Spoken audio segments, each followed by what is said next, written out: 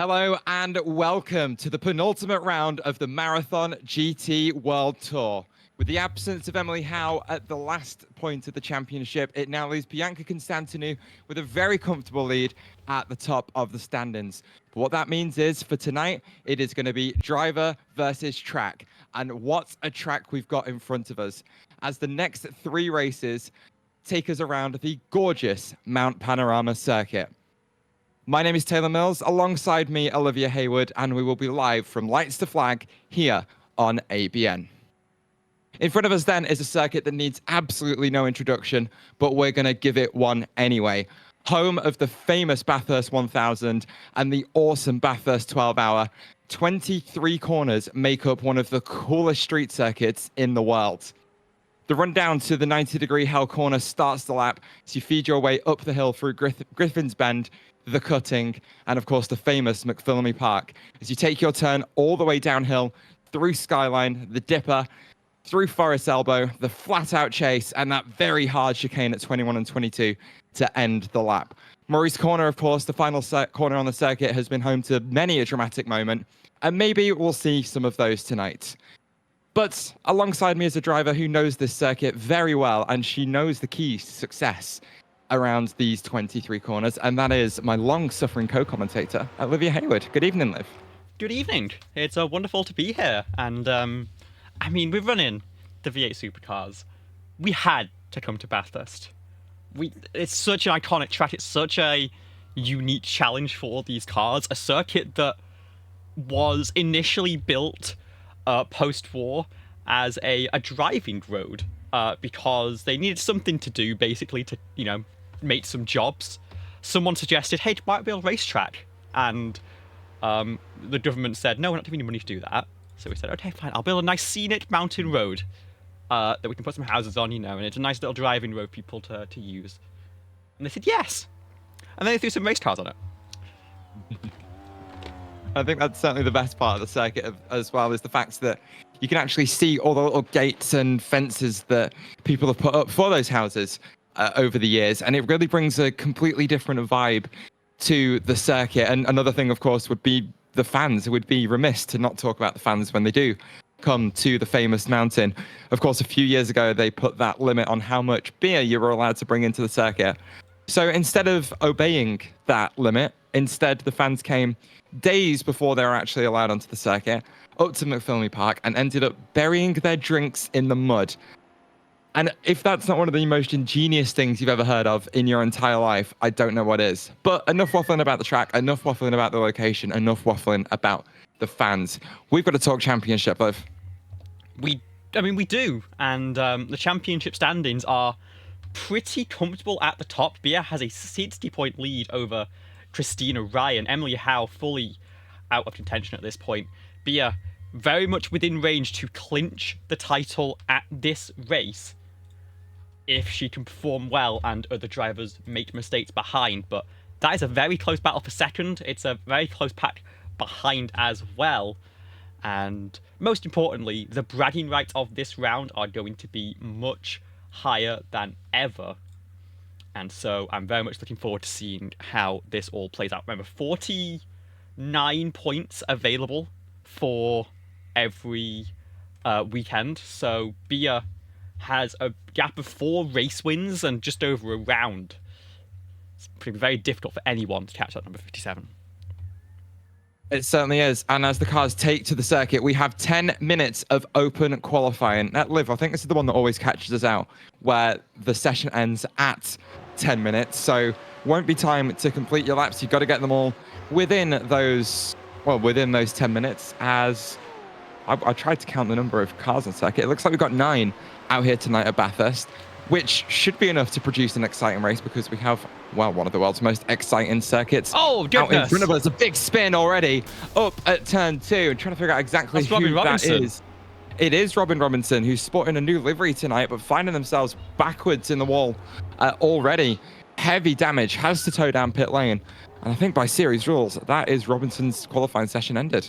It is. But how has that happened? Let's pull up the replay. Flying down into turn number 2. Just couldn't get it stopped.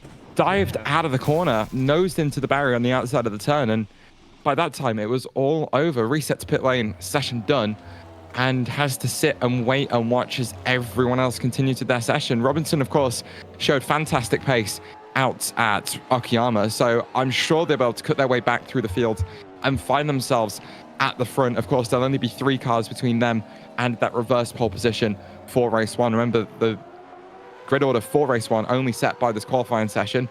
The 2 consecutive races after that will be set by 6th place reverse grid. So for those looking to start at the front of the field, you either want to qualify first here or finish 6th in either of the first 2 races.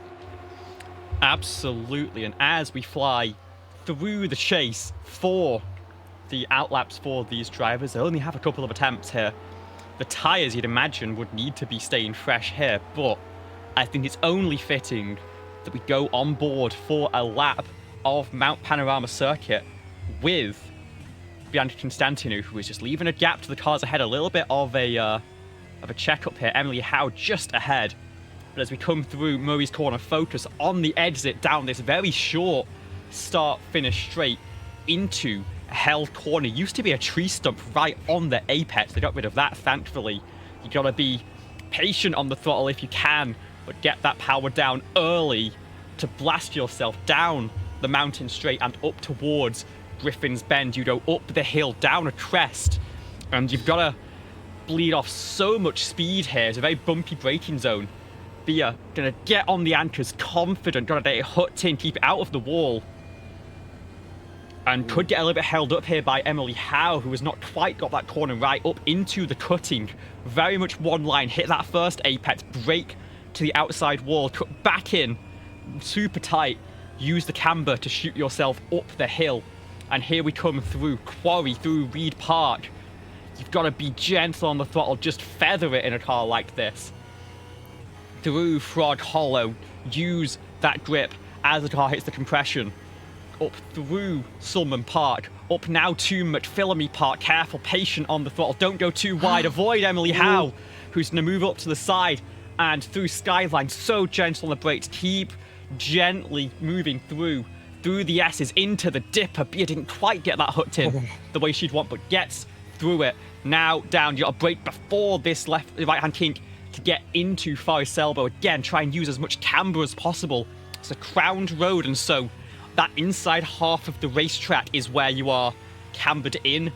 The outside half is off camber and very, very tricky indeed. Now you are full flat to the floor as we head down this long straight. It used to go all the way to Murray's Corner, but now into the chase. Maybe a slight lift, but now immediately on the anchors. Try and use as much of the curbing as possible here without overstretching track limits. That's a big overtaking opportunity around here. One more blast of throttle back into Murray's Corner. Bia going to take this at much higher speed than she did on the previous lap. And then a very early start-finish line. What's it going to be for Bia? It's going to be a 2:10.1. Derek Miller already a second and a half fastest. I don't think Bia's set up currently for her 5th pole position of the season. Constantinou, of course, finding herself slowed down by Emily Howe at the top of the hill. A lot of distractions on that first final lap. So first blood going to Derek Miller. Constantinou finding herself sandwiched very neatly between Miller and Christina Ryan. Of course, it won't be a lap in yet for Emily Howe, who will be carrying a little bit of, I think, damage after that spin. As Zach Warren makes his way across the line and moves himself up into 3rd position, displacing Christina Ryan, who now drops down to 4th as more lap times come in. Could be very tight at the top of the standings. Bianca Constantinou really starting to find a little bit of pace on the second flying lap. Ooh, she just touched the wall there, I think, Liv. But Wareham getting a big toe up that straight on the run down to turn 2. I don't think it's going to be very helpful for him having Callie Height just off the front of his nose. Height, of course, providing a little bit of slipstream to give Wareham a bit of speed boost down that big, long straight. But it's weird to see Ford and GM helping each other out there. I'm sure it's not intentional and just where both of these drivers find themselves on the circuit, with Wareham just touching the inside of the cutting. And that lap might be done already. Yeah, I mean, I'm not sure it's that much help. Wareham got held up quite a bit coming through into Murray's Corner. I'm surprised everyone has put themselves so closely on the on the track here, as I'm just going to have to do a little bit of a quick reboot of our graphics. We'll follow Wareham again, still hounding Callie Height, who has to cut down here through Skyline. Wareham finally unleashed, I think has a little bit more pace in that Ford Mustang right now. But I'm not sure if this is going to be that. Might have to wait for the next one, keep hold of the tyres to run it one more time.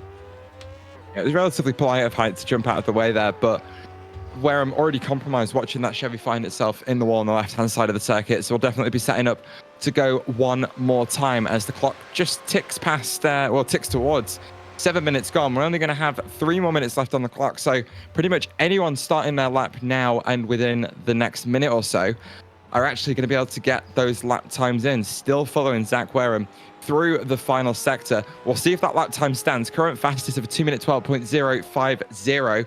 Good enough for 5th place and about 0.6 of a second behind 4th, but 3.5 seconds to find if he wants to get anywhere near that pole position. Around the final corner it comes, cutting that timing beam. What is it going to be? And it's a 2:12.1. 1 minute 12. 2:12. Oh, goodness me, I'm getting my minutes mixed up there. It's a very long lap.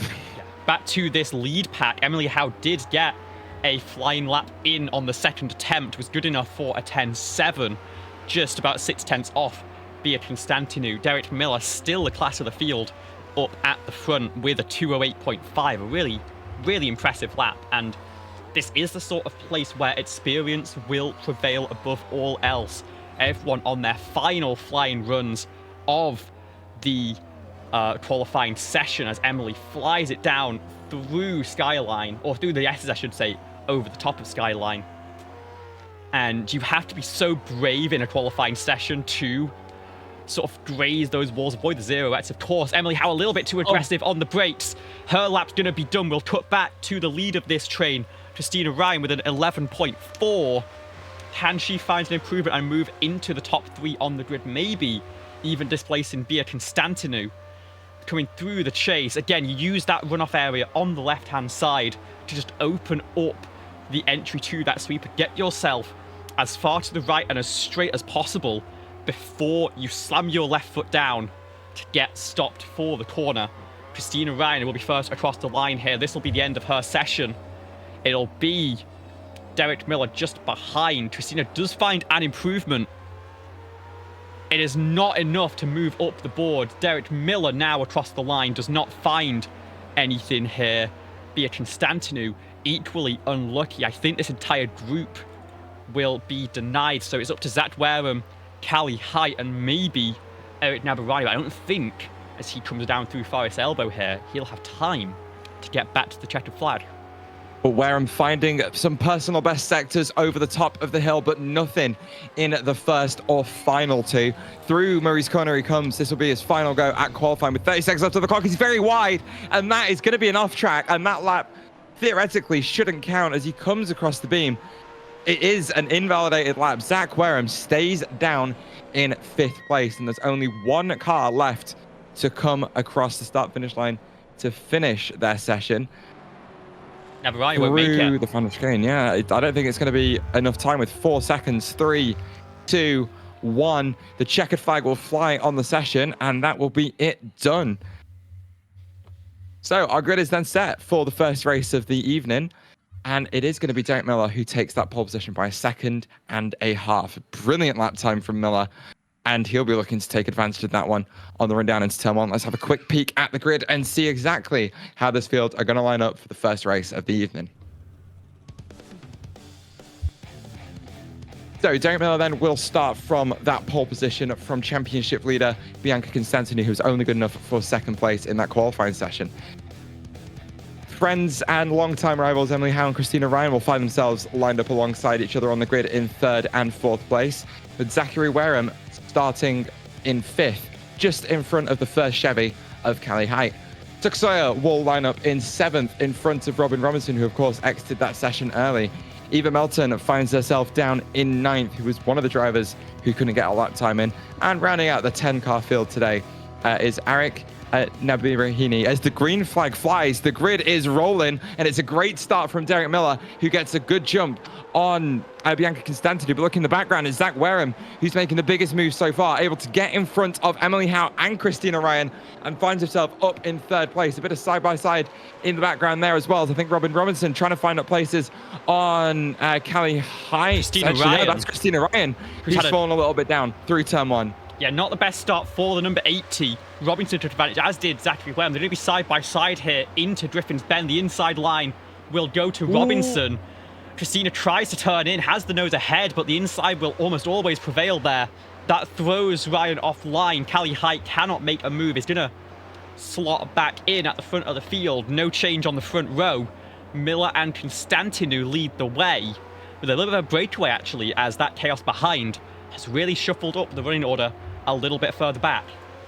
Yeah, of course, the absolute winner of that race start there, Zachary Wareham, who finds himself up in third place. Couldn't find any improvement on that final qualifying lap after going wide at at Murray's corner. I should use the corner names, not the numbers here. That feels like an absolute war crime. And I think he is starting to, well, we're looking a little bit further back, actually. It's a little bit further forward, even. Look at me losing track of everything that's going on. Looking at the fight at the front of the field, as Derek Miller finds himself under a little bit of pressure from Bianca Constantinou, who just slides a little bit wide through Forest Elbow. He's going to lose some time at the corner exit and will fall outside that 1 second window. But recovering from not a great start, Emily Howe now putting the pressure on Zachary Wareham. Yeah, there's been an incident a little bit further back. Nabarani and Melton caught up in an incident. We'll follow this battle here. Christina Ryan's got a run on Robin Robinson for 5th place and is going to move to the inside into that kink. Is going to force there to be contact side by side to the doors as they get into the brakes for the chase. Robinson a little bit wide. Christina will shuffle her way through. What a fight that is. And now Callie Height looking to try and pounce. Down 1 position on the race start. Blinking in and out of existence. And Robinson is going to be able to take control of that corner. Taylor, let's have a look at what happened a little bit further back between Eric Nabarani, debutant for the series, and Eva Melton. Well, we definitely should, because incidents over the hill at Bathurst are certainly never small. Here they are coming through the cut-in, as far as I can tell. Oh, sorry, Skyline even. What am I talking about? Down the S's through the dipper. I think catching the wall a couple of times, and it just goes for a big spin. And it's going to catch another car behind them. Both going to find themselves down pit lane. It's Eva Melton who went for the spin there, loses the front end of her car. And I'm just looking at her now, is down on pit lane, taking some repairs, but that might be a retirement for the 81. We'll see how that one unfolds. But a very unfortunate incident for Nabarani to find themselves in that spot on the way down the hill. Yeah, and it looks like they've had another little bit of an incident here, straight on at Hell Corner, struggling with that front end damage. Nice little flip spin from the number 6 to get going once again. And as Wareham pulls out of pit lane, the pressure continues in the battle for 6th place. Robinson, who had that great launch on the start, got a little bit swarmed coming down the mountain. And now under a little bit of pressure from Callie Height, who is looking to try and move up into what would be, remember, that pole position for race number 2. Yeah, Robinson, I think, just losing a little bit of confidence and time on the way up the hill, but it's really over the mountain where they're finding some speed relative to the 33 behind, but then just coming back down the hill is where Height closes back in, and within that slipstream, it's going to get a nice, healthy speed boost from having a lot less air to push through on Robin Robinson in front. It should still be a healthy margin to come through the chase still in that 6th spot. They should be able to just keep their eyes on the road on Christina Ryan and see about trying to get back up there. But I think you can already tell from the body language, a lot of these cars, that have not a very well practiced field around here tonight. I mean, it doesn't matter how much you practice here, especially in a car like this, you're going to really struggle. Emily Howe on that 2nd lap of competition did get back around Zachary Wareham for 3rd place. Derek Miller at the front of the field with a 9.4. What a lap to extend that lead from Bia Constantinou to 1.3. They're both streaking away from the competition right now. And remember, closest contender in the championship to Constantinou is currently Christina Ryan. And it's fair to say that race number 1 is going to go the way of Bia and take her 1 step closer to clinching that championship a round in advance before we finish out the season at... Where are we going to finish out the season? Is it Montreal? No, it must be. That was the race that was Montreal. moved. Spin for Zachary Wareham. Wareham. Catches the apex wall, it looks like, in the cut-in. That brings him under immense pressure from Christina Ryan as Wareham's car Just looking fully functional. They're going to be side by side up through Reed Park. Christina Ryan does get the move done for 4th place, and now it's Robin Robinson and Callie Height, the Nets, to try and capitalise on that error. Just the narrowest of margins here at Mount Panorama. I think there's a little bit of damage on the front end of the number 98, and this is going to be a tricky one to defend now, as Emily Howe with daylight and can focus forwards towards the 2 cars ahead. Well, this certainly could be the issue that Height was looking for, to try and get inside that top 6. Currently on the outside looking in for that reverse grid pole position. If Wareham does have any damage, it should be relatively simple for Robin Robinson to make their way by. Not looking like any significant time gain on the run down to the chase. So Wareham's car should still be relatively square.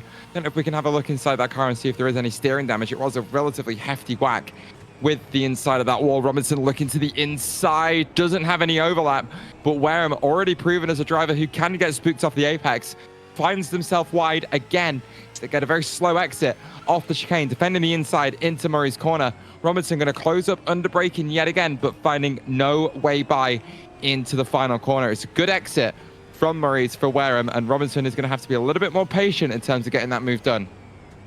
Yeah, I mean, had a chance there into the chase, but just couldn't quite build the run.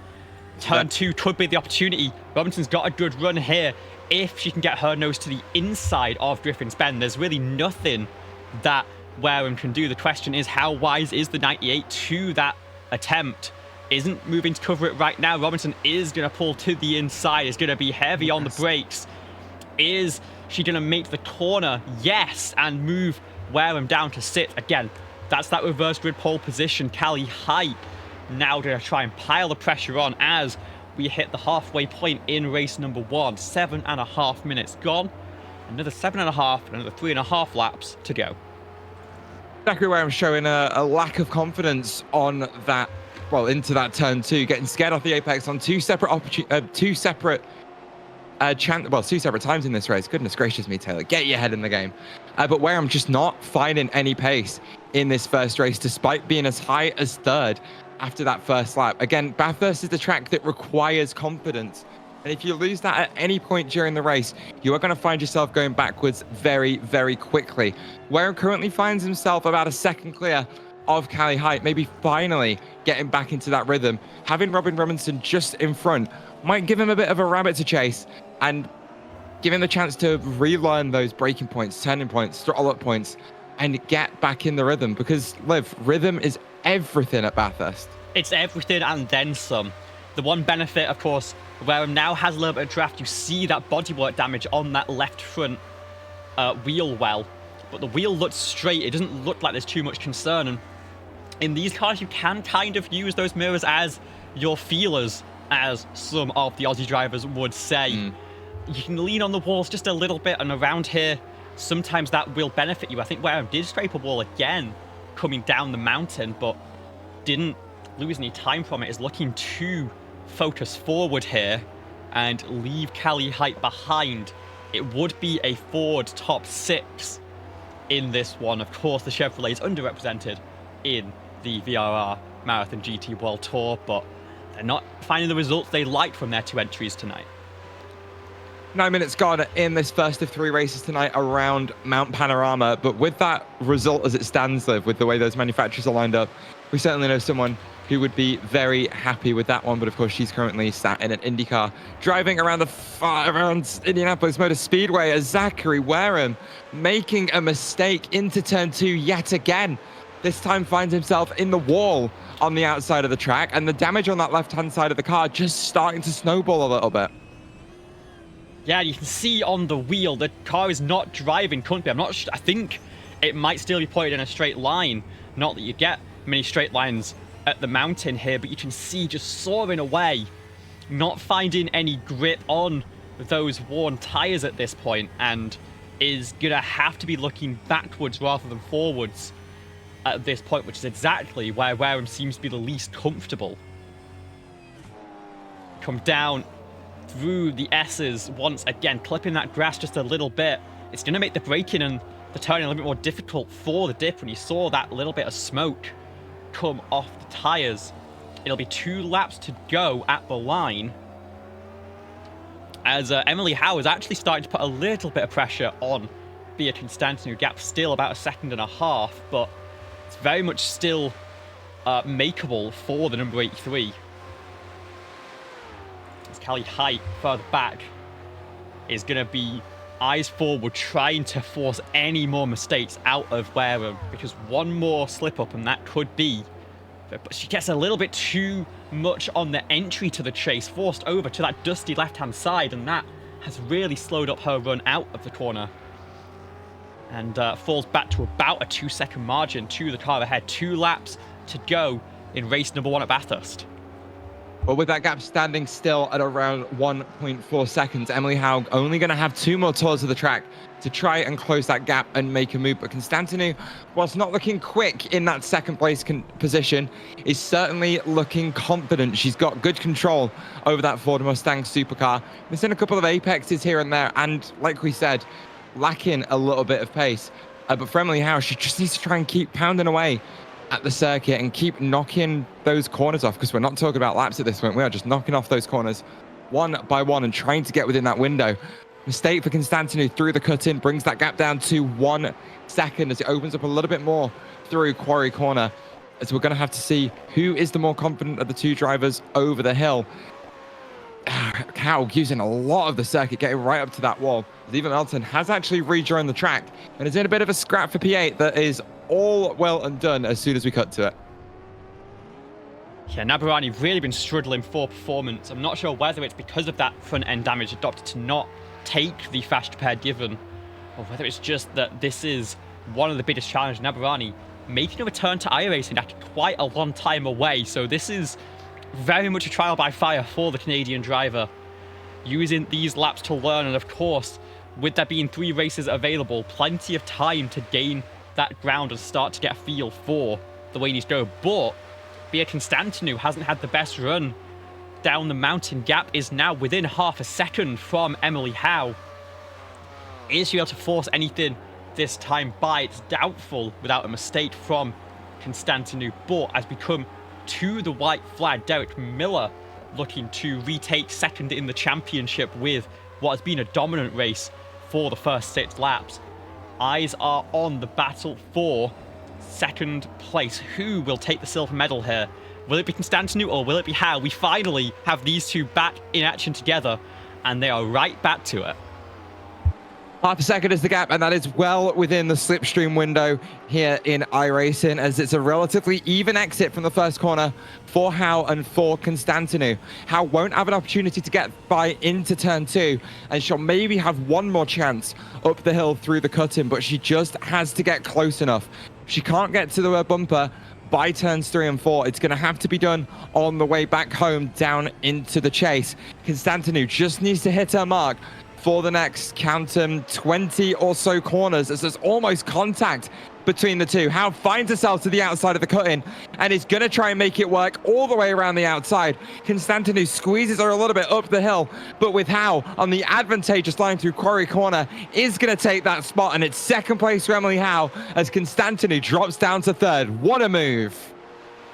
Yeah, and it all set up from Constantinou getting a little bit too deep in Griffin's Bend, went to defend the inside of the cut-in, which is the preferred line. It's really the only line that you can usually go with, but I think just got a little bit spooked, a little bit checked up by being on that unfamiliar section of the track, covering from a potential dive, and it ended up just opening up that door for Emily to power down with what seemed like some well preserved tyres around the outside. And Constantinou just has nothing left to fight with. It looks like it will be Emily Howe with a last lap move for second place. But now coming through the chase one final time, it is going to be Derek Miller in the Vodafone Ford Mustang. qualified on pole by an incredible margin, has the fastest lap by 0.4 of a second, and has been absolutely untouchable here in race number 1.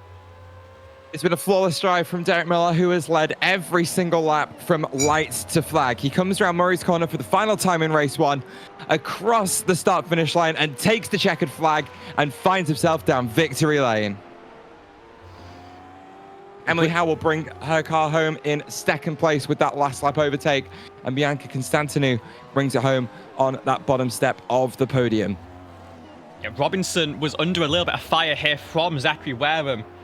A mistake through the chase is going to diffuse that. Ryan will come home 4th, Robinson in 5th, and Zachary Wareham will take your reverse grid pole position for the second race of, I believe, the 98's career in this series. So that is going to be another trial by fire, as you have some very hungry Ford Mustangs breathing right down your neck. Yeah, that's certainly going to be the interesting challenge here for Wareham, to see how he can hold up against the rest of the field. It's a very quick turnaround between race 1 and race 2, so we won't have a chance to talk to your race 1 race winner, Derek Miller. But we know how the race ended up. The results are right there on your screen with Miller from Howe, Constantinou, Ryan Robinson, Wareham, Heights, Melton, Nibarani, and you've made a noise, Liv. Well, Melton just completely missed the braking for the chase there. It has to bleed the slowdown off before finishing out the race. But that will make the result official. Number 81 will finish in 8th, and Nabarani will finish 1 lap down in 9th. So we know how race 1 ended, so let's have a look at how the grid is going to line up for that second race. Zachary Wareham will take reverse pole position from Robin Robinson, who lines up in 2nd. Christina Ryan will be 3rd, just behind them, so she's in a really good spot for this one. Emily Howe will line up just next to Christina Ryan, as Bianca Constantinou finds herself on the 3rd row of the grid alongside Derek Miller. Callie Height not being able to get inside the top 6, finds herself starting where she finished in the last one, with Eva Melton, Eric Nebarani, I'll get that name eventually, rounding out the grid as we get ready for the start of race 2. It will be another 15-minute run around Mount Panorama, as the drivers are lining up for that next chance to take home some decent points. A lot of pressure on the shoulders of Zachary Wareham, who finds himself at the front of the field after getting an excellent start last time and being up in 3rd place, but just not quite being able to hold on to it. As the engine notes start to rise, we are getting ready for the start of race 2 here. The lights start to come on at the front of the field as we wait for them to go out for the 2nd time tonight, and they are away. Zachary Wareham with a very neutral start relative to the rest of the field, but it's an awful second phase as Robin Robinson finds himself around the outside of turn 1 and takes the lead at the first corner. Wareham starting to slip back already. Christina Ryan and Bianca Constantinou looking for positions up the hill, as that is 3 wide on the run down towards Griffin's Bend. Yeah, and Emily Howe, I think, got the best start of everyone, but had nowhere to take it as they were 2 by 2 ahead. A very narrow start-finish and very even grid position. Trina Ryan is going to miss. Turn number 2 is going to shuffle Zachary Wareham into the wall. Callie Height, I think, getting a little bit caught up in that as well. A massive shame for our race 2 pole sitter. We'll have another look back at that in just a moment's time, but at the front of the field, we do have Bianca Constantinou now hounding Robinson for the lead as we come through Reed Park. And Emily Howe has now made it up to 3rd place with that shuffle behind, and is going to be putting that pressure on very quickly indeed. Nabarani down to pit lane already. And we had a little bit of a catastrophe there in turn 2. The hardest braking zone, I'd say, on the track that has a wall on the outside. The chase, a little bit more friendly in terms of the runoff. But they are stacked up 1, 2, 3, 4 coming down the mountain. You can't really get a move done here. It's all about the setup through Forest Elbow. Who is going to get the best run out of the corner? Emily Howe's got a great one. Does she have a lane to take with Constantinou? Going to move to side by side with Robinson. There's not the room to go 3 wide here. You've got Howe and Miller sort of watching in the wings, waiting for a mistake from the cars ahead. Constantinou should clear here. Howard's going to try and follow around the outside. He's going to dip into the grass. Might miss this corner. Is going to lock up. Is going to just about slot between the two of them. Not cause an incident. She will fall back into 4th place.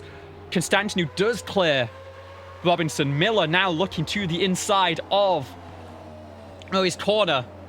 And that's a full spin for Constantinou. Just a little bit too heavy on the throttle out the corner. Now at the front of the field, it is Emily Howe and Robinson side by side. Robinson got a little bit checked up, unfortunately, by that incident. And the 83 is out and into the race lead. It is a disastrous first lap for your championship leader, Bianca Constantinou, who now finds herself at the back of the field of those left running. 5.5 seconds off that reverse grid pole position. She may be able to get that back, but it's going to take a lot of work for a driver who is struggling. Derek Miller throws one up the inside of Robin Robinson.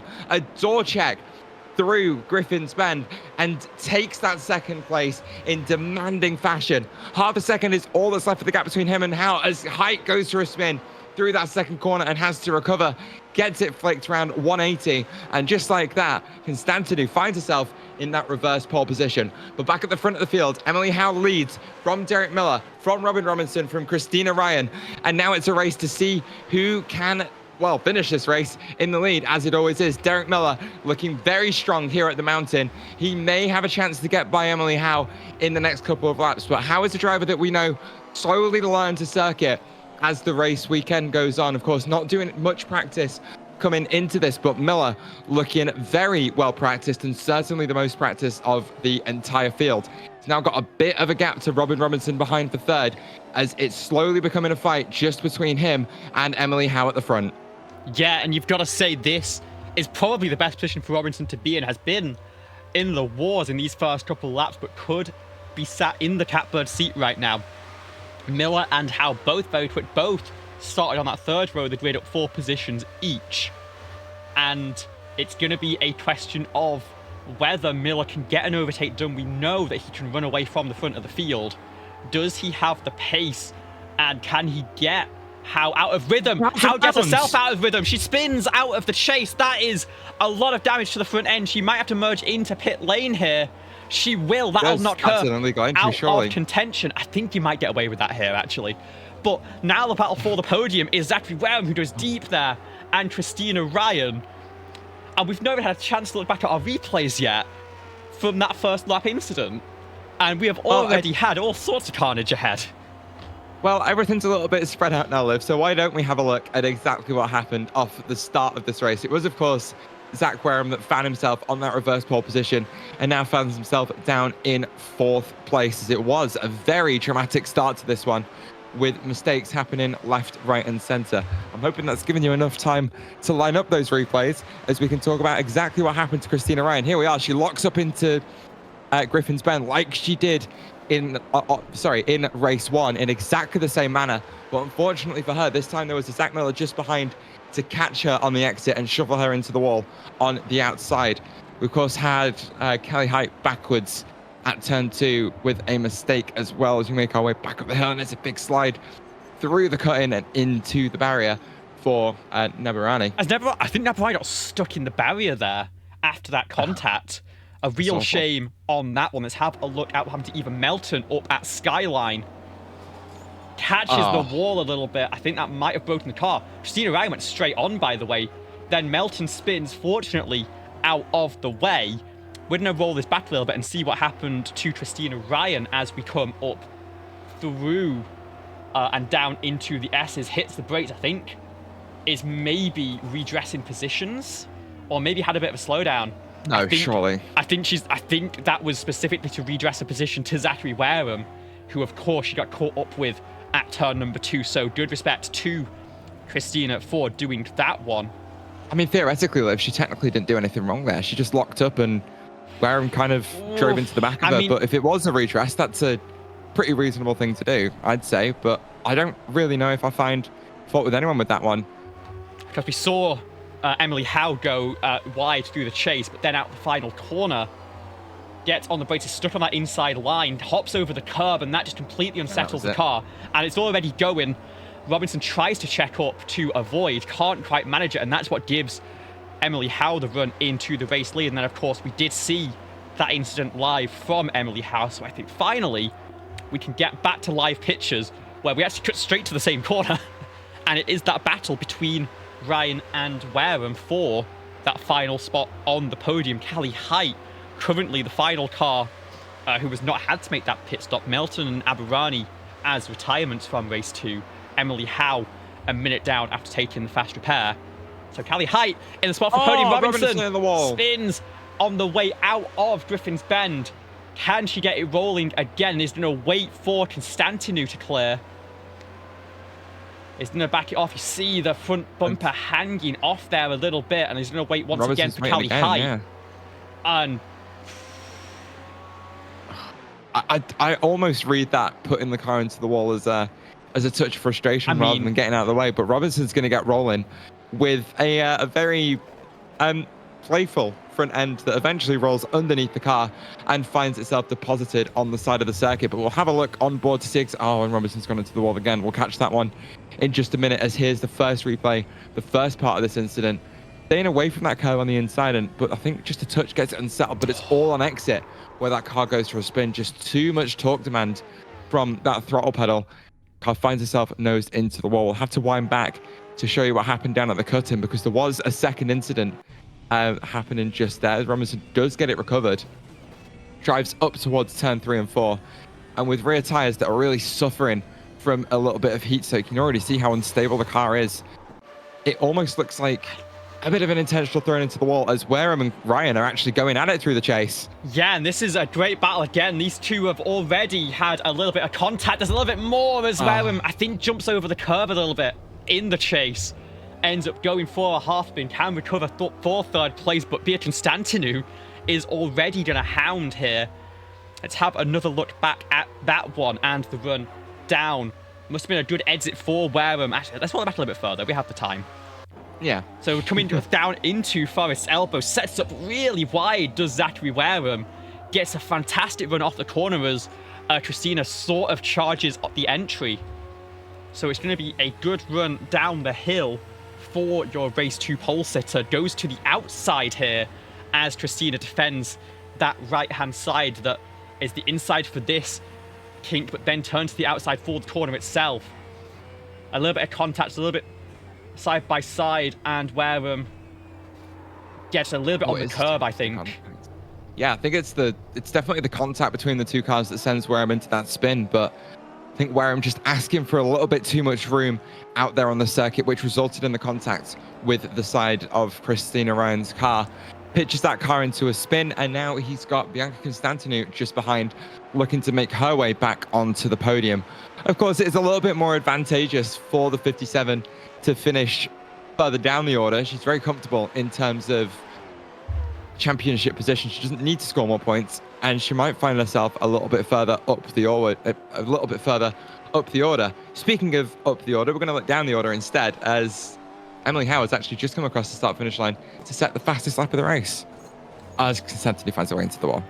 Yeah, it was a long stop for Emily Howe. I think might have actually tried to go back to pit lane. I'm wondering whether she opted for a fresh set of tyres just to clinch that point. Of course, it is 1 point for the fastest lap in each race, plus 1 for the pole position that Derek Miller picked up. We've got an incident for Callie Height. I was going to say Howard's moved up into the reverse grid pole position, but in fact could be moving up 1 more spot here, as Callie Height broken car has a run here through Reed Park, past that grate, gets through that, but then up at McPhillamy. You see the car's a little bit yawed out, a little bit struggling, gets onto that outside curve with the rear right tyre and loses traction immediately, and that car will go no further other than rolling it slowly down the hill. That left front, sorry, is completely detached. She is still rolling this one, it looks like, down through the chase. I imagine she's going to pull it into pit lane this time by, and might, in fact, be able to hold on to 5th place over Emily Howe, who is just 23 seconds down the road. It's a very short pit lane at Mount Panorama, but a very slow one as well. 50 kilometers an hour on the speed limit. We'll see who comes out ahead in that fight. In the meantime, let's follow Constantinou, who is still trying to work at Zachary Wareham, who, I mean, has been used as a bit of a bowling pin, I'd say, all race long. Might have a little bit more of that to face with the championship leader hot on his heels and looking for that podium position. I'd say that that's going to be more advantageous than the second, the additional spot on the grid, especially with how close the two cars on the same row line up here at Bathurst. It's a common thing in Australia to have the two cars almost side by side on the standing start, and so I think Beale will want this spot and the additional points for third place. Yeah, we'll see how this one unfolds over the next couple of laps, as it will be white flag next time by for the 6 drivers that still find themselves out on the circuit. Robinson and Melton still both down pit lane, and there is going to be a little bit of a scrap for that final, well, for that reverse pole position, as it's how 1 second or so off the back of Callie Height, who has come down pit lane, taken that fast repair, and finds herself back out on circuit. How, of course, the quicker driver out of these two over the weekend so far, but I'm suspecting she might just stay behind and hold on to that reverse grid pole position, as Constantini really starting to put that pressure on Wareham as they make their way through that chicane. The white flag is in the air for Derek Miller, who finds himself comfortably back at the front of the field by 13 seconds over Christina Ryan, so he can really keep it easy for this final lap. Wareham gets a big moment through Murray's, and it will give Constantinu an opportunity to really close up onto this final lap. She isn't going to have a look down into turn 1, but we have a very long run between Hell's Corner and Griffin's Bend in front of us. It's a pretty even exit from that first turn for both of the drivers as they make their way up that hill. You can see that gap not really closing between them until they get into the later phases of the straight. Down the hill they come. Constantinu closes. Wareham very weak on the outside of Griffin's Bend, will actually defend that one quite well by just being better on the brakes than Constantinu, who braked relatively early. But this is the cut-in where we've seen her struggle all weekend long. She is just closing up yet again, but it's not enough to make a move. Yeah, a little bit of an incident, a tap with the wall there, I should say. And Wareham's starting to actually pull a little bit of a gap as finding some confidence. Of course, it's all about the setup out of Forest Elbow for the final time and that run down towards the chase. It looks like a bit further back, Callie Height still holding on to the position ahead of Emily Howe for that 5th spot. Again, they'll be lined up side by side on the front row, very close together, regardless of who finishes where. Same deal for this battle for second. So third, I should say. Can Constantinu get the run? She's in this end set up really wide through Forest Elbow. Does the traction work out? Gap is going to be 4/10 and closing. But that is not necessarily the easiest margin to pull. We'll quickly give our flowers to Derek Miller, who has put the entire field in the dust here. Will take home the race to win once again. But back at the chase, Bia can't get it done on entry. Wasn't quite close enough. He's going to have to try and set up for Murray's corner. Is she going to have it? Wareham's going to defend the inside. Bia's going to try and force it on pit entries, not be able to make it work. Wareham, she's going. Oh, it's a lock up at the rear for Wareham as well, as Constantinu forces it down the inside of the final corner and will take that final podium spot at the final possible opportunity. But that one all set up by that mistake from Zach Wareham, as here's that scrap for the final, well, for 5th place in this race. Howard's kept that margin off the back of Callie Height all race long. She might be setting up for a final lap move, but honestly, Liv, I think this is just going to be a holding on to 6th and taking that reverse pole position. I'm not sure. I don't want to mention that move. Wareham was covering the inside into Murray's corner, knew the threat was there, but then after Bia tried to go sort of on that pit entry lane, moved back to the outside, Wareham tried to open up the corner, and that is when Bia forced the attack, was there before the breaking point, and was able to cut back to the inside through the final corner. Emily Howe will have no such attempt and will come home in 6th place.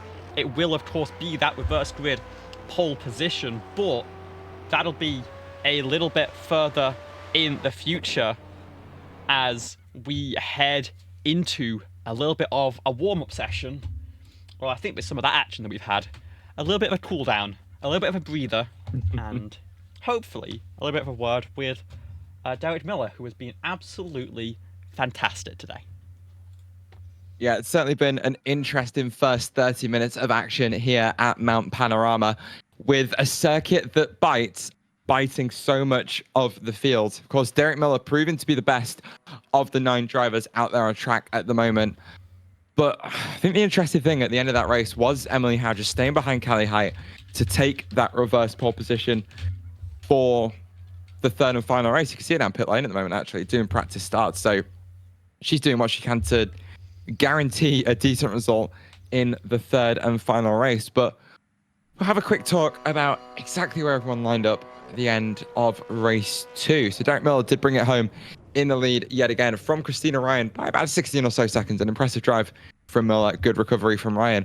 Bianca Constantinou found herself up in third place in that one, managing to get a last-second overtake on Zachary Wareham. It was very dramatic and very Daniel Ricciardo-esque, I'd say. Callie Height finished in 5th place with Emily Howe on that reverse pole down in 6th. As Robinson, Nabarani, Melton did not finish. Nabarani actually leaving the session as well. So we may go down to 8 more cars for the third and final round. But yeah, I think the highlight from that is the fact that the circuit just bit. Yeah, of course. It's always going to be you versus the track first and foremost, and then you versus the drivers around you as a secondary matter. And we saw some great fights between them. Again, that move in the final corner, just waiting for the inside to open up at the very last second. It was opportunistic. It was definitely a little bit of a brave one, and I'm sure Wareham is not too thrilled about just how many new pieces of bodywork the team needs to buy for race number 3. But some great running and really impressing so far this weekend, showing that has been, under the fire a lot in this one, has been holding on to it decently well. Had a nice 4th place finish and will line up 3rd for the final round of tonight's action. iRacing, of course, a service that finds itself being criticized for its pricing, but could you imagine how expensive it would be if you had to pay for actual crash damage? Well, part of me thinks it would actually improve the quality of the racing, I can't lie. Well, there was a forum, a blog post back in like 2009 or something, which is apparently in the sort of early development of iRacing. They were considering that as they at least brainstormed it, and then pretty quickly realized it was a terrible idea, because being caught in it, especially one where maybe it was even an intent wreck against you, and then having to pay for the pleasure of that is not necessarily the best thing. But they instead opted to make it more of a virtual currency in the form of safety rating, and that is why the no-fault system of safety rating exists as it does. It's intended to sort of represent the fact that regardless of whose fault that incident is, or the number of times you run off the track and get some debris on the car and rough up the bodywork panels, you've got to pay to replace them. And that is sort of the ethos that they used to develop that. So again, lead race, safety rating not a concern for these drivers. They're able to push it all the way to the limit of what EVA will let them get away with. And I think it was some good racing ultimately. For a sprint format at Bathurst, you always expect people to make some ambitious moves with how tricky it is to overtake over on the top of the mountain. Yeah, definitely. The mountain, of course, not typically an overtaking spot here at Mount Panorama, but of course, seeing a couple of moves made up there, always exciting and definitely interesting. But your main overtaking spot is normally down at turn 1, or down, at Hell's Corner, or at, you see, I've forgotten it already. This is a reason we have the track maps up. It's Griffins. Calling it turn 1. Turns 1 and 2 are fair, because they're very easy to call, like both 90 degrees with one straight for them. People know what you're talking about. It's once you get through past the cut-in and into the sort of weaving uphill section, the numbers don't mean much of anything at that point.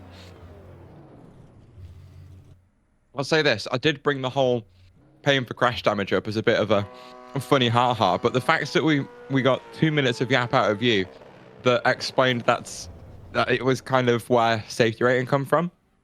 It's why I love commentating alongside you, Liv. That's pretty cool. Thank you for that. My brain is full of just completely useless information, and I just get nerd sniped for some things very often. There was actually a moment last night. I was over at iRacing Super Speedway, and I noticed that the Oh, I'm so sorry. it listed.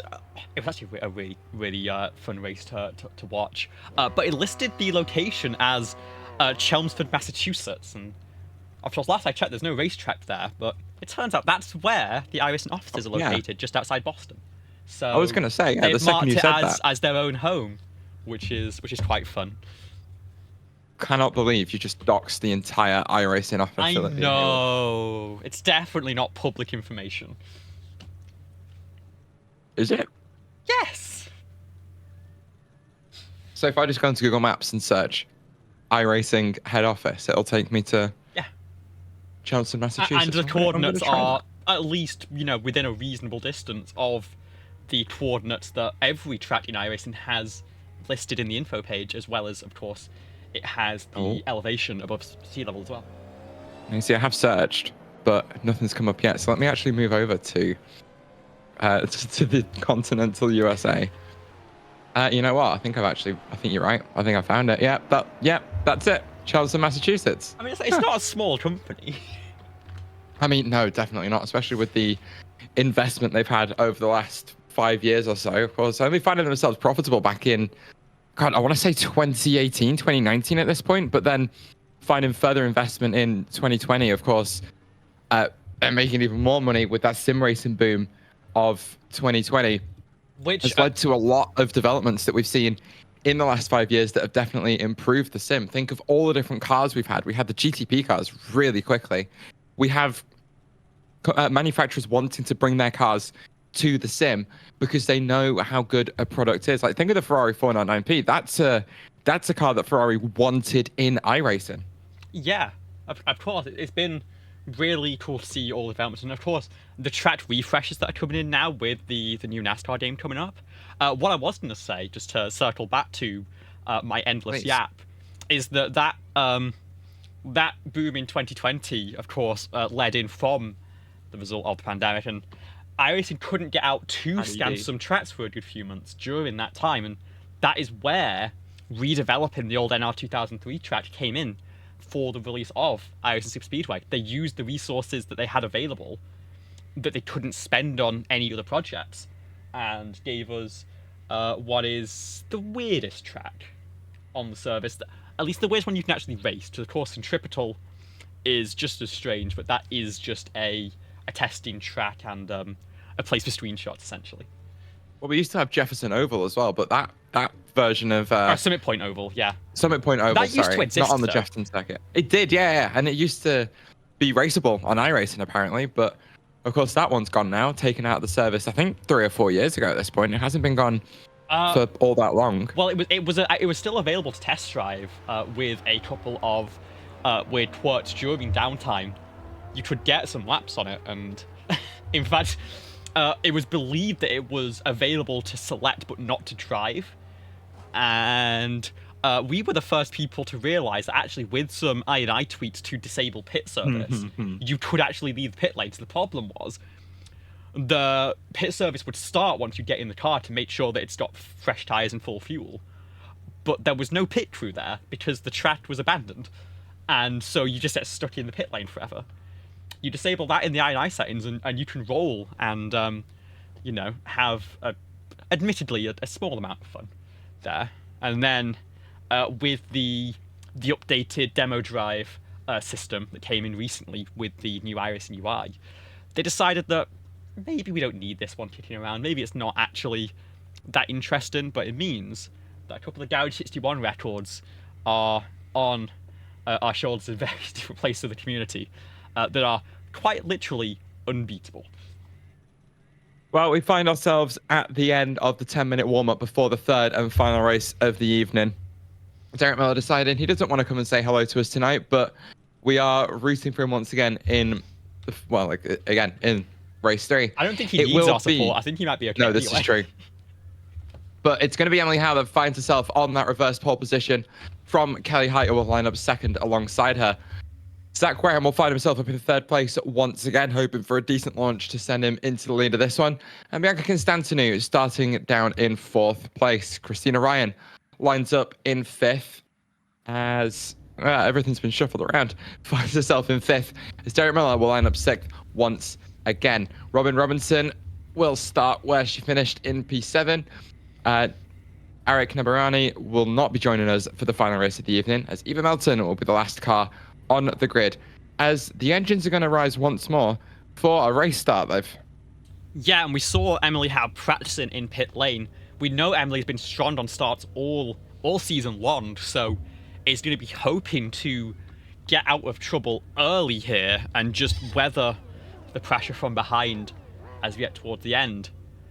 Biggest threat, I'd say, could be Wareham on the initial start and Constantinou, potentially. And then, of course, Miller going to try and make his way through the end of the race and try and make it 3 for 3 on the weekend. Here we go. Lights are coming on once again. We will wait for them all to fill up and then go out for the third and final time tonight. The green flag waves. Emily Howe is away very cleanly as Kelly Height goes absolutely nowhere. But Zach Wareham, an uncharacteristically slow start.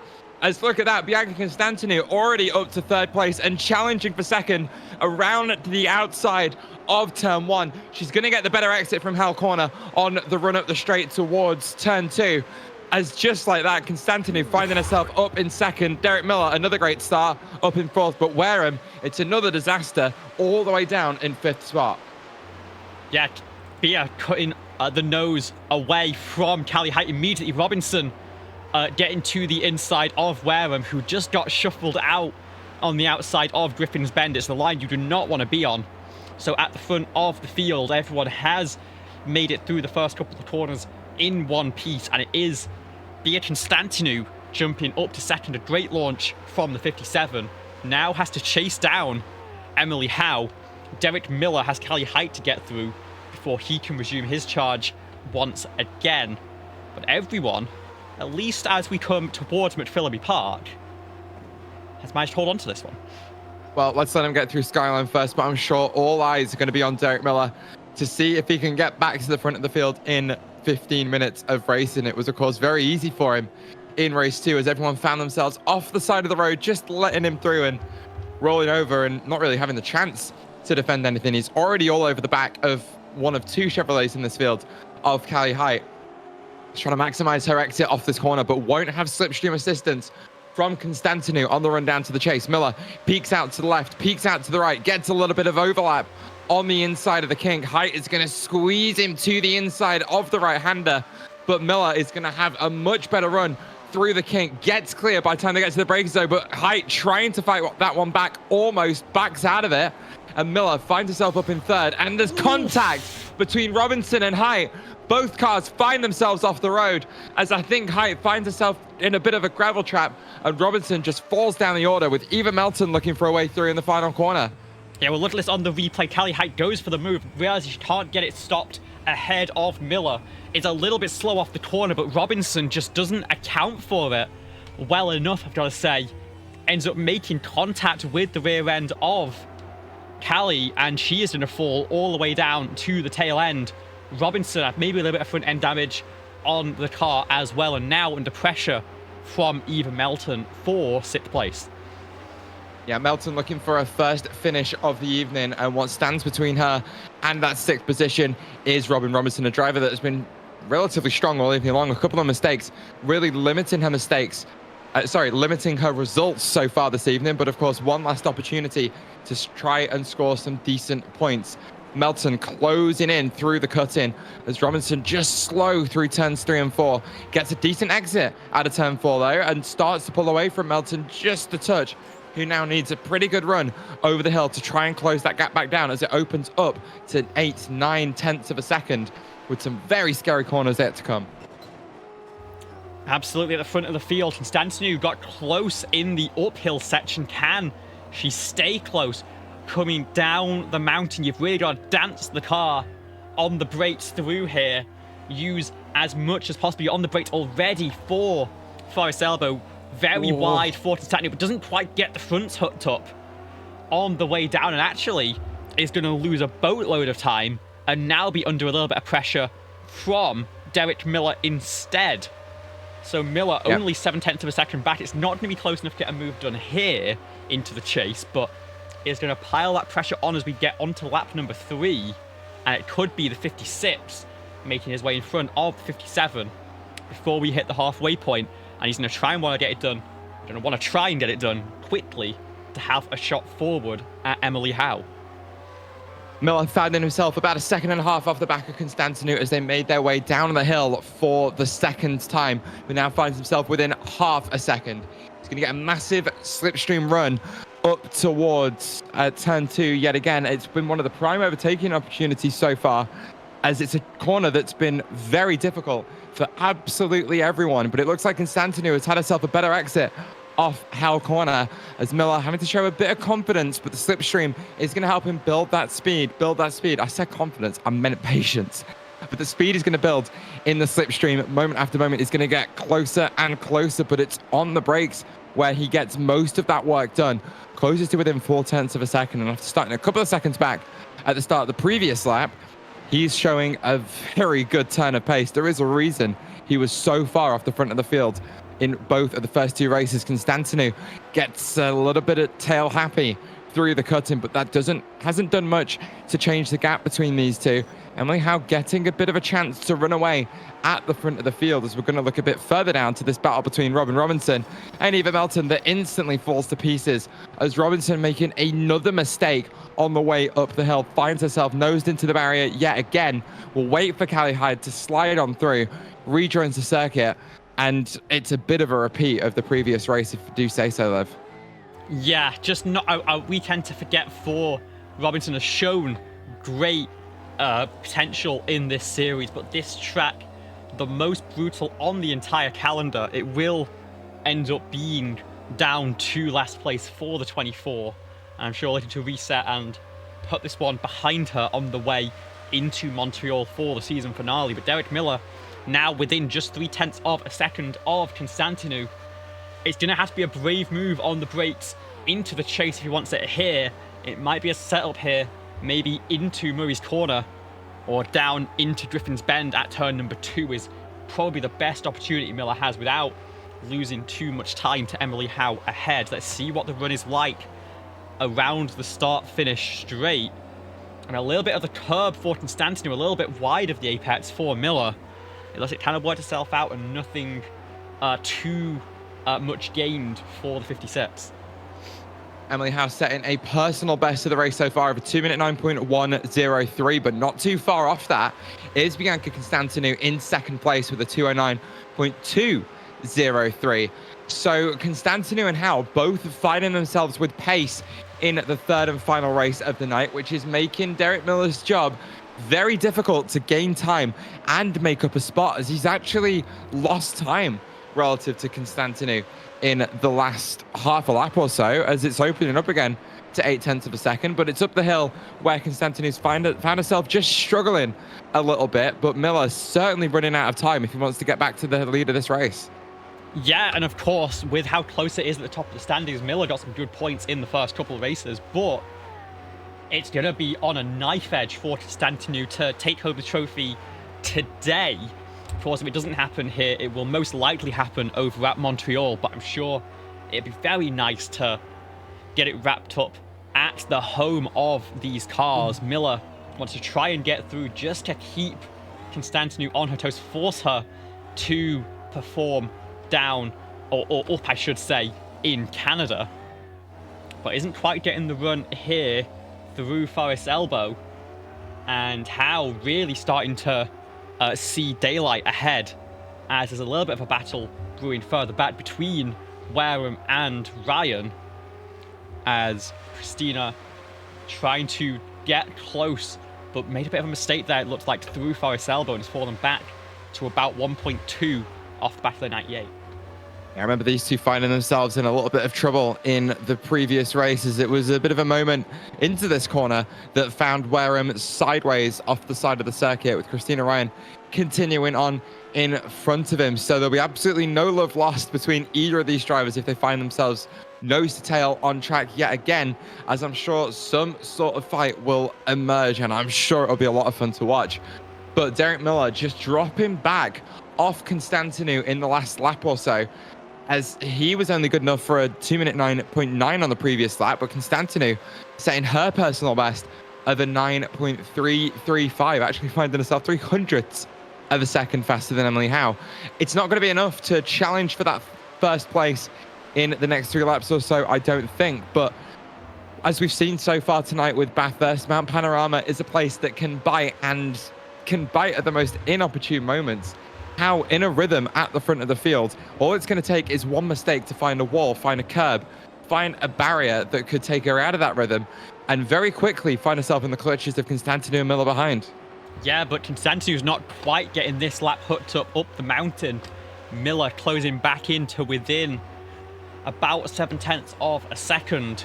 Has to be committed there through McPhillamy Park. And careful on that curb, the one that has bitten drivers so far.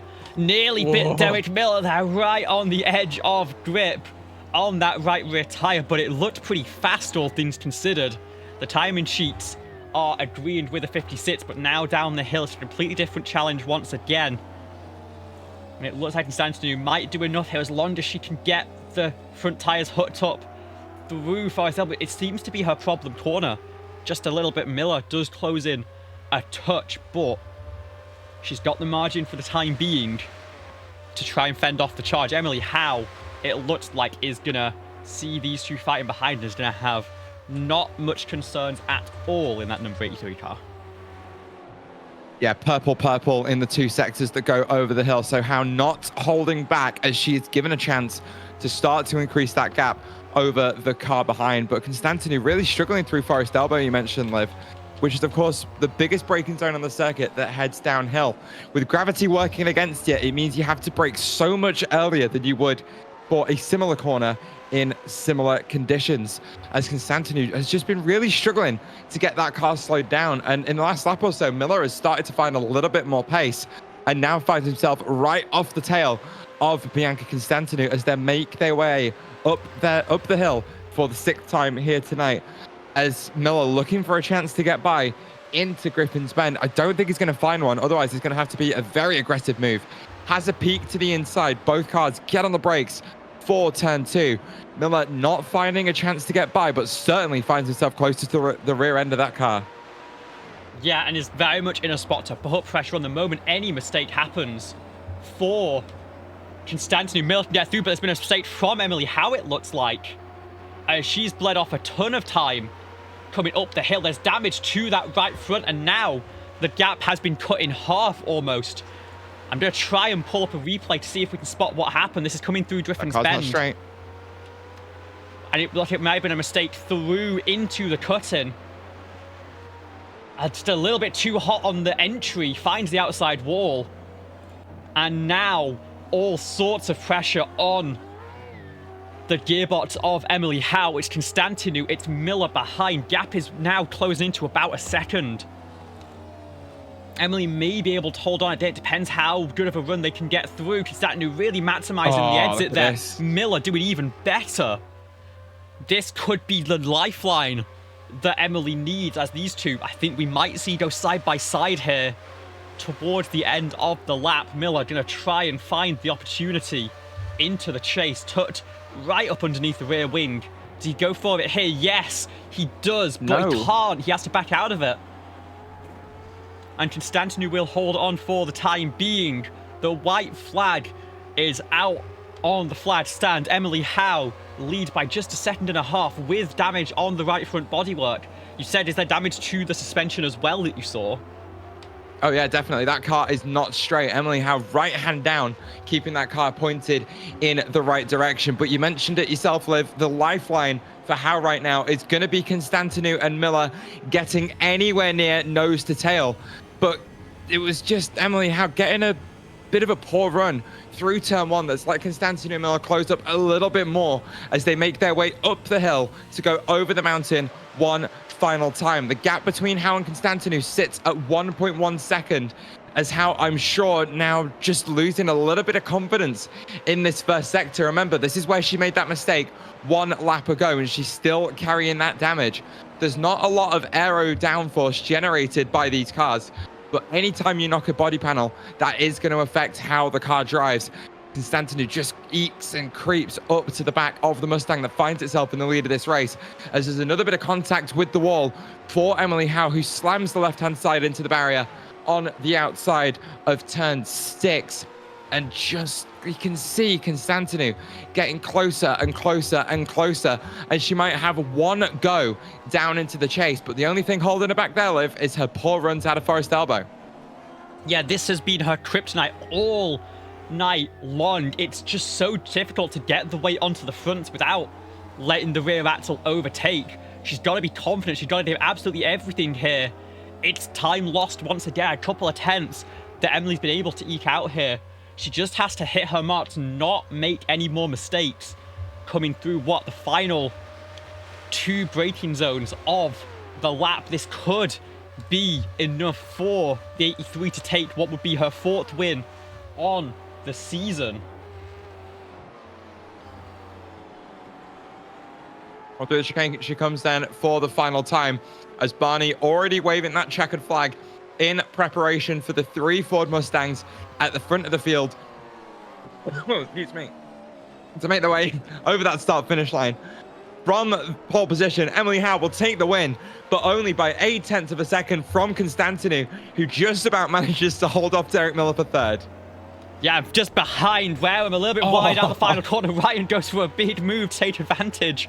Catches the barrier a little bit. They will come home 4th and 5th. Now it's Melton and Height getting into the grass, giving it everything to try and put pressure on the 81. It won't end up happening. It will be either Melton in 6th. Will it be? There's a spin off the corner across the line, and Melton didn't get there. That will be 6th place for Callie Height at the end of the day.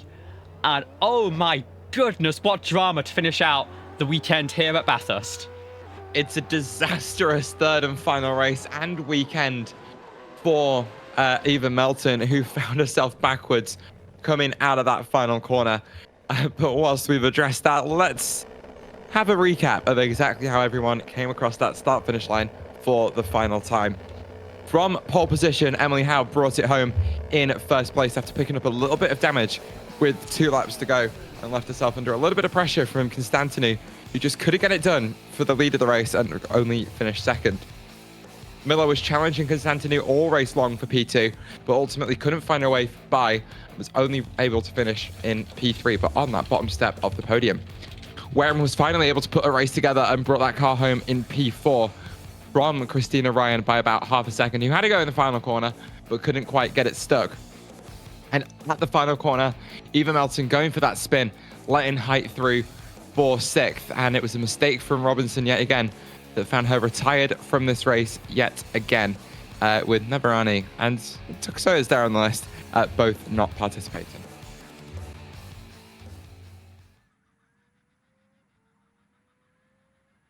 So we are just waiting to see if any of the top 3 drivers want to take an interview in terms of who finished where in that final race. But Liv, this race weekend has been pure chaos in terms of having a track that bites, a track that's difficult to drive, and cars that are as difficult to drive as this.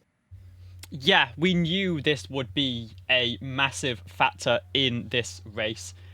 It is a race of attrition through and through, and in the end, you've got to say, I mean, Derek Miller did a great job in this one. It looks like has maximized the points quite well with 37 on the weekend, according to our iRacing stats here.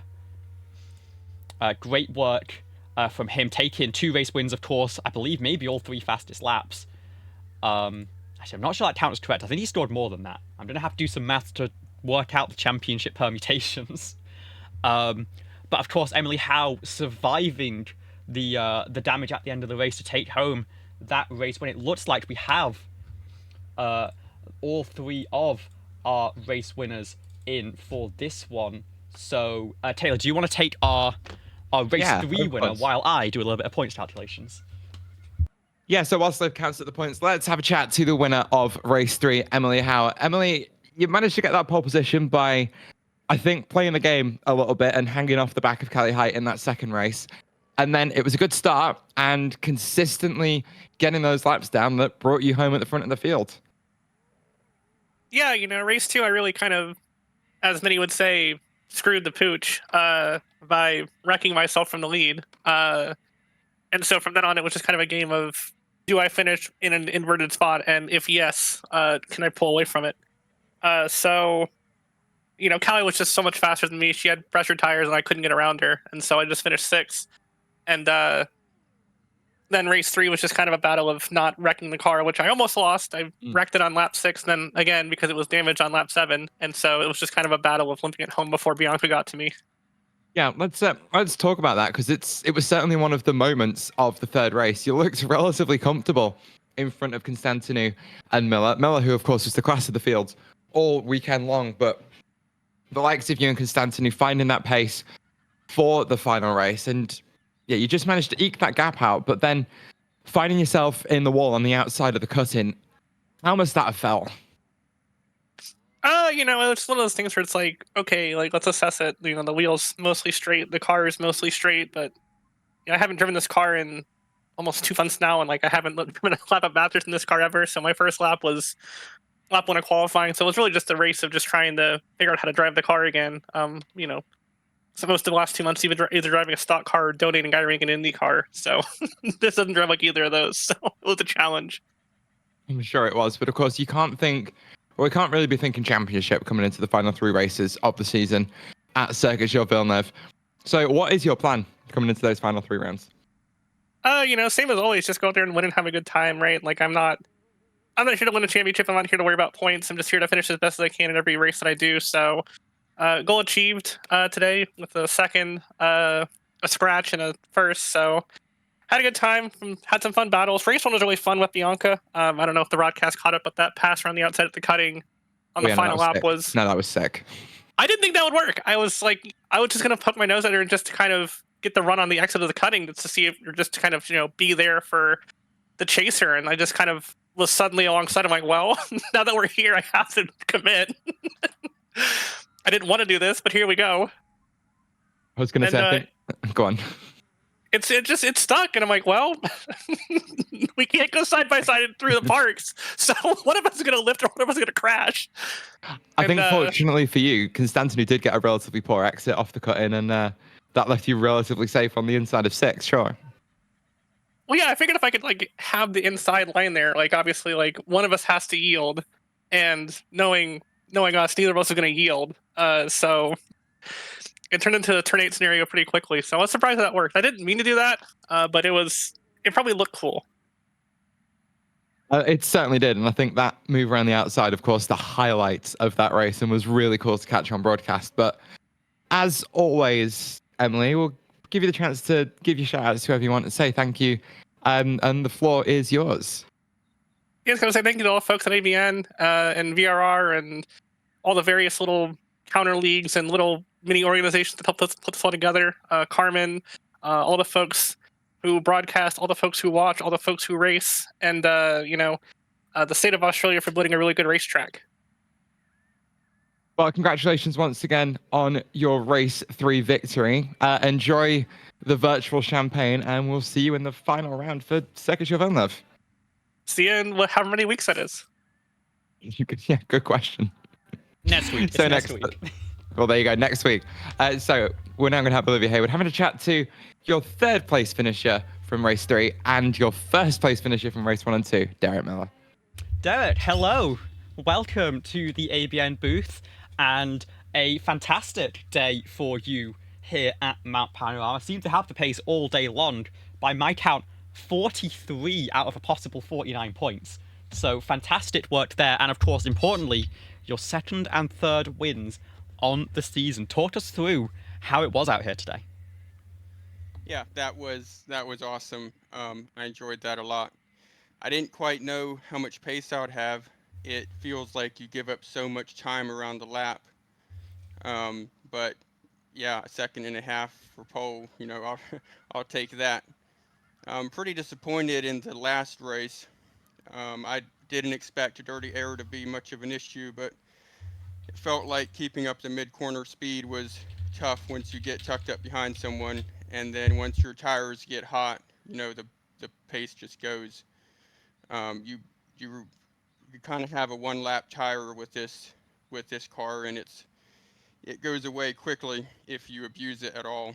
But I mean, I'm happy with that. I'll definitely hope that pace translates to next race, but I kind of doubt it. This most likely was an anomaly, but you know, I'll take it.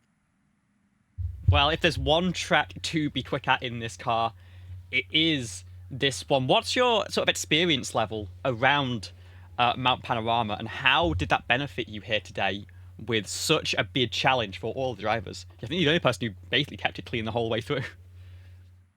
Yeah, I didn't have any. I'd bought the track a while back and done maybe 5 laps in GT3, but I hadn't done anything more than that. And then, you know, 2 weeks ago, I just started chipping away at it and feeling things out, and didn't really know what kind of lap time to expect, but just wanted to find all the pace I could. Well, you certainly did that. 2 race wins on the weekend. A fantastic showing for the number 56 car. If there's anything you want to say, any thank yous, any shout outs, the floor is yours. Congratulations. Yeah, I just want to shout out y'all for broadcasting these races and putting them on. Y'all do a good job, and I enjoy competing. Thank you so much for joining us, and we will see you next week. Thank you. So, for the final interview of the evening, it is our great pleasure to bring to you VRR GT Marathon World Tour Series champion with 49 points left up for grabs and a 49-point lead, Bianca Constantinou. Bia, congratulations on taking the championship. It was a tricky race weekend out there this evening, but clearly you did exactly everything you needed to do. Yeah, I don't know. I mean, it's one of those days. I wish I could have had the pace to win it, because I love Bathurst, but I suck at it. I guess it's what I get for having no practice. But you know, race 2 especially, just got a bunch of damage from when I was side by side with Robin, and then car was like 2 seconds off the pace until I figured out how to drive around it. But at least I was still faster than Cali Heights, so that's a win. Yeah, I hate to say, I don't want to say it feels a bit tainted because of the amount of races I ran, but I don't know. I'm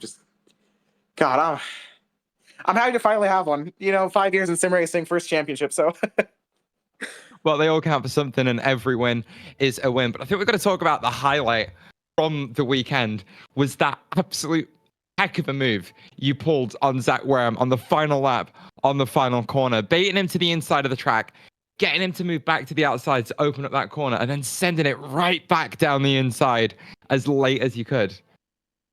yeah, I'm just glad it didn't end up like Ricardo and Verstappen that one time in Baku in 2018. I was hoping he'd leave like half a car's width that I could sneak into, because that's usually how I make those passes there. But I'm happy with that, you know, because I saw he was starting to move out. I was like, is it too late? Is it not? What have I got to lose? And I just sent it. It's super fun to race in these cars. Yeah. Again, I just did not gel with the track today, especially the downhill. Just couldn't get the grip going, especially with, with the car unloading. But still, as fun as always to race these cars. I'll miss them. Well, it certainly doesn't matter how much you struggled tonight, because, as we said, getting exactly as many points out of this race weekend as you needed to bring home that championship. And you get to go into the final 3 races of the season as series champion. It's going to take a lot of pressure off your shoulders, but is that going to change your approach to that weekend at all? Not really. I mean, I guess I haven't really been thinking about the championship a lot these last few races either. I'm just gonna go out there and have fun. If anything, I'm just gonna be as aggressive as I usually am, and because you know, I'm gonna have I have like 3 races left in a supercar league, and I don't know if I'm gonna find another one anytime soon. So I want to get the most out of it. I want to have as much fun as I can. That's kind of the goal for the last round. Just send it. Well, congratulations for one final time on your series champ. Well, I'm sure we'll wish you congratulations next weekend when you end up sweeping all 3 races. But congratulations once again on the championship. And if you do have anyone you want to call out, say thank you to. Now's the time. Yeah, so as always, thank you to my mom for letting me race. Thanks to James from Stepping Stone Autosports and the whole team. Thanks to Jones Racing Setups and 213 Simware. Also, W Energy. I forgot, but I'm a partner of theirs. Anyway, before I go, I just want to say, what the hell did Derek have for breakfast this morning? I don't know, but I want some of that. Yeah. Oh, also, one more thing, if I may. You asked me like last race what my favorite album was, and I've been kicking myself ever since then for not answering what I know now, because it is my favorite album, but I didn't think of it at the time. It's Foxlore by the Crane Wives, like far and away. I've never heard of Anyway. it, but I feel like that tracks. Listen to the Crane Wives. So thank you. I'll see y'all next week, hopefully. Thank you, Beer. We'll see you in a week's time. See ya. So what a dramatic weekend that was then from Bathurst. 3 incredible races that certainly threw up some surprise results and gave us some fantastic racing. We enter Circuit Gilles Villeneuve with the top spot of the championship well and truly decided, but every other spot in the standings is still up for grabs. We know how awesome these cars race with each other, and we know how awesome they're going to race at a track like Circuit Gilles Villeneuve. And I am more than excited for one more hoon around an awesome street circuit. My name's been Taylor Mills. Alongside me has been Olivia Hayward. This has been the VRR Marathon GT World Tour, and we will see you in 7 days' time for the final 3 races of what has been a tremendous championship.